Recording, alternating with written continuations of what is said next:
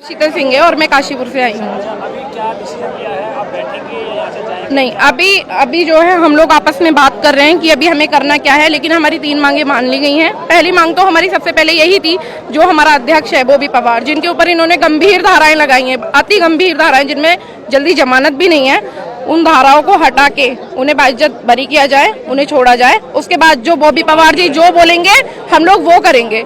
हमारा बेरोजगार संघ निरंतर काम कर रहा है, आगे भी करेगा, और हम लोग बेरोजगार संघ के साथ हैं, हम उसके सदस्य हैं।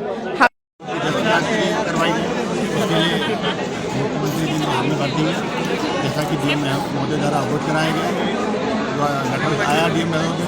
दूसरी मांग इनकी थी कि जो कंट्रोलर था, कंट्रोलर चेंज होना चाहिए, वो चेंज कर दिया गया है। तीसरी इनकी जो डिमांड थी कि बॉबी पवार को लेकर उस पर सरकार की बात चल रही है। पुलिस प्रशासन की जो धाराएँ संगीन धाराएँ लगी हैं, उन पर कैसे कैसे रिलैक्स दिया जाए कि उनको रिहा किया जा सके। और हम आशा करते हैं कि वो कल तक इनके बीच में उनके साथी जो हैं वो आ जाएंगे। इनसे बात करी गई है, इसको समझाया गया है और उम्मीद करते हैं कि 10 से 15 मिनट में 20 मिनट में इस कैंपस को खाली करके अपने अपने कैंपस की तरफ जाएंगे। उनकी एक समस्या थी कि हम कैसे जाएंगे हमारा पेपर, उसके लिए माननीय एसडीएम साहब से बात करी जा रही है। तो कोई ना कोई वैकल्पिक की व्यवस्था कर दी है ताकि बच्चे अपने थैंक यू सर। मेन मुद्दा क्या है? आप मेन मुद्दा क्या है? मेन मुद्दा पता है? ये बोल रहे हैं कि अब तक जो है बॉबी पवार को छोड़ देंगे, धारा 307 हटा देंगे। हम एक बात बोलना चाहते हैं, पहले मैं हम बॉबी पवार से बात करवा दीजिए एक बार। हम अगर बॉबी पवार बोलते हैं हट जाओ, हम हट जाएंगे। परसों का पेपर कैसे तुम करवा रहे हो? यहाँ से बच्चा पिथौरागढ़ जाएगा, कैसे जाएगा ये बताओ? पहुँच जाएगा कितना किलोमीटर दूर है ये पता है? और कैसे? अरे एक बात बताओ हमको, बॉबी पवार अगर हमें एक बार बोलता है कि हट जाओ, हम हटेंगे। एक बात बताओ, ये बॉबी पवार से बातें प्रोटेक्शन क्या मतलब? हमारे प्रोटोकॉल से अगर पुलकित आर्या वो चोर है, जो चोर नहीं उसके बाप से वो बात कर सकता है, वो बीजेपी का नेता है इसलिए बात कर सकता है। हम चोर मतलब हम लोगों का भविष्य दांव पे है, हम अपने बॉबी पवार से बात नहीं कर सकते। क्यों? जब वो इतने दिनों से लड़ रहा है, अभी क्या करना चाहिए? अगर वो बोलेंगे कि अगर नहीं बोलेंगे, बात नहीं होती है तो अगर बात नहीं हो बैठ रहेंगे। और दूसरी बात ये, परसों का पेपर कैंसिल कराते हो, अच्छी बात है, नहीं कराते हो, आप भी यही है, हम भी यही है, बात खत्म। दूसरी बात नहीं देंगे कल शाम को आया कांस्टेबल का रिजल्ट, ठीक है? अभी बोल रहे लोग अफवाह भी होती है। मैं अपना OMR सीट लेके आऊंगी, जो मेरे पास थर्ड कॉपी होती है, हमारे पास कार्बन कॉपी होती है, ठीक है? 165 नंबर मेरे सिलेक्शन नहीं हुआ है। 163 नंबर मेरी चाची की बेटी के, उसका सिलेक्शन नहीं हुआ है। ओबीसी जनरल नहीं हुआ है। 160 161 का कैसे सिलेक्शन हो गया जब 165 का सिलेक्शन नहीं हुआ है? मुझे ये बताओ, इतने धांधलेबाजी का कट ऑफ नहीं जा रही। गंभीर बात जो बच्चा 161 में जा रहा है, दूसरी बात नीचे और बोले रहे। सबसे बात है 3 बार पॉइंट से रहा, कोई बात नहीं, हमने बोला 3 बार पॉइंट से रहा, कोई बात नहीं, हमने सोचा कि तैयारी करके दोबारा बढ़ी। अब तो 165 नंबर थे, अब कैसे बात कर दिया? ये तो हम लोगों को बेवकूफ है, हम इतनी तैयारी कर रहे हैं, हमारे माँ बाप घर में काम कर रहे हैं, हम लोग क्या तैयारी कर रहे हैं? ठीक है, ठीक है।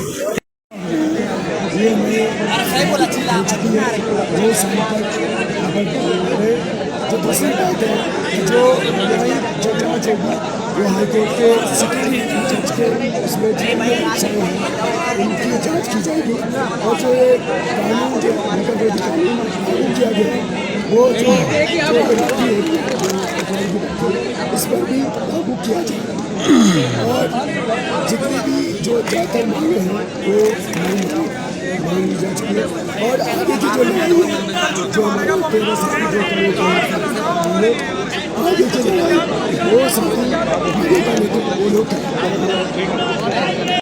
होगा।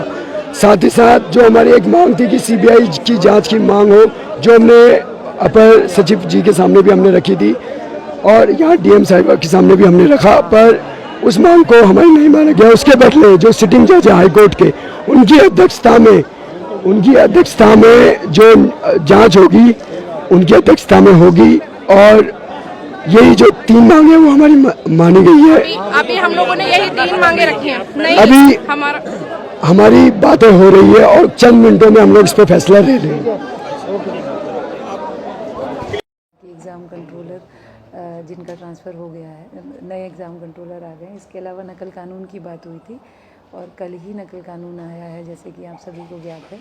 इसके अलावा क्वेश्चन बैंक की बात की गई थी, तो ऑलरेडी एक प्रेस विज्ञप्ति पहले भी जारी की गई थी आयोग के द्वारा, और कल भी जारी की और आज भी जारी की गई है। और प्रेस विज्ञप्ति में क्लियर है कि जो क्वेश्चन बैंक है वो कम्प्लीटली डिफरेंट है। इसके अलावा इनके द्वारा जो डिमांड की जा रही थी कि जो संलिप्त पाए गए हैं कैंडिडेट्स, उनके नाम पब्लिक किए जाएं, तो आज की अगर प्रेस रिलीज़ आयोग की भी देखी जाएगी तो उसमें कहा गया है कि वो जल्द से जल्द उसको जारी करेंगे, और एग्ज़ाम को बेडिबार करने की जो बात कही गई थी उस पर भी कार्रवाई जल्द ही की जाएगी करके। ये कल 4 डिमांड्स इन्होंने मेरे सामने रखी थी बच्चों ने, और उसी के क्रम में चारों की चारों डिमांड्स पे कार्रवाई हो गई है। और अभी जब वार्ता भी हुई थी तो सभी बच्चे मुझसे कह के गए थे कि ये लोग अब अपना धरना ख़त्म कर देंगे, लेकिन वहाँ वार्ता क्या चल रही है क्या नहीं है वो अब, क्योंकि वहाँ पे बहुत सारे बच्चे हैं और उनको कन्विंस करने की कोशिश कर रहे हैं, तो क्या निकल के आता है वो आगे पता चलेगा। इसके अलावा एक और उनकी बात थी कि सीबीआई इंक्वायरी की जाए जो भर्तियां हुई हैं, तो इसके क्रम में एक जो डिसीजन हुआ है वो ये हुआ था कि हाई कोर्ट के किसी जज की निगरानी में एसआईटी की जो जांच चल रही है उसे कर दिया जाए। तो अभी इसमें कुछ नहीं, अभी कोई ऑफिशियल कम्युनिकेशन नहीं है, पर जो मुझे कम्युनिकेशन हुआ है वही मैंने उनको बताया है।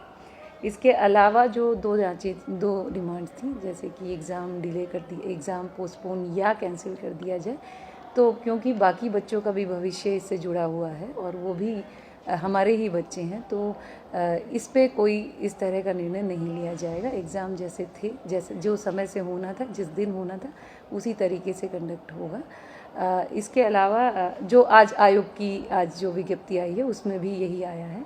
इसके अलावा जो बात आ रही थी कि जो अरेस्ट हुए हैं उनके ऊपर उनको रिलीज़ कर दिया जाए, जो ये एक न्यायिक प्रक्रिया का पार्ट है और ये हमने उनको समझा भी दिया है, और वो वकील साहिबान भी यहीं बैठे थे और उन्होंने भी उनको पूरी प्रक्रिया समझा दी है कि किस तरीके से इस पर कार्रवाई हो सकती है।